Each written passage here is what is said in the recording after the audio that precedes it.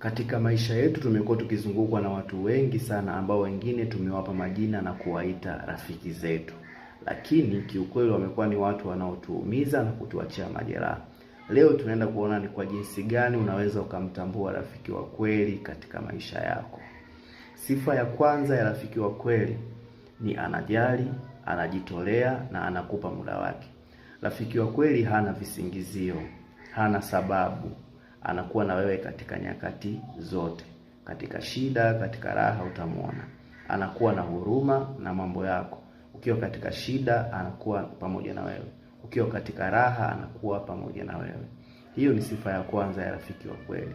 Sifa ya pili ya rafiki wa kweli, anakushirikisha katika mambo yake na mipango yake. Anakuwa sio msiri katika mambo yake.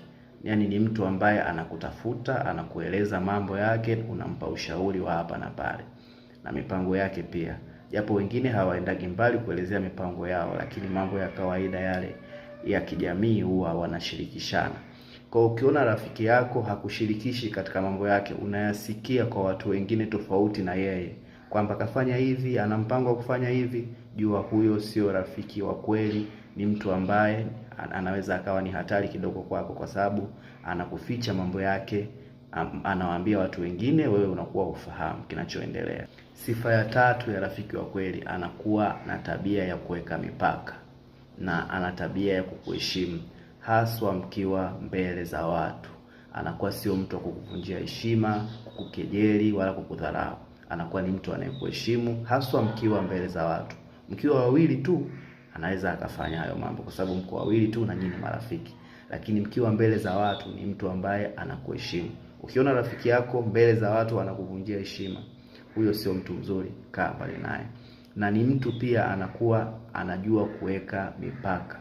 Kuna mambo yako mengine ambayo ni ya faragha, ni asili, hatakiwi kuyaingilia. Kwa hiyo ukiona mtu hajui kuweka mipaka, jua huyo sio rafiki wa kweli. Rafiki wa kweli anaweka mipaka ya faragha na siri.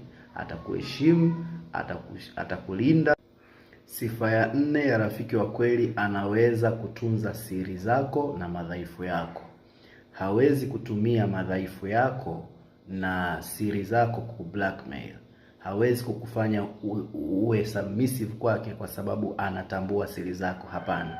Rafiki wa kweli anakuwa anajua siri zako, anajua madhaifu yako, lakini mnaishi vizuri tu kawaida, wala hawezi kukublackmail, wala hawezi kutumia kama fimbo ili uwe submissive kwake. Kwa sababu kuna vitu anavijua basi uwe submissive kwake. Hapana. Rafiki wa kweli hawezi kutumia madhaifu yako kukandamiza.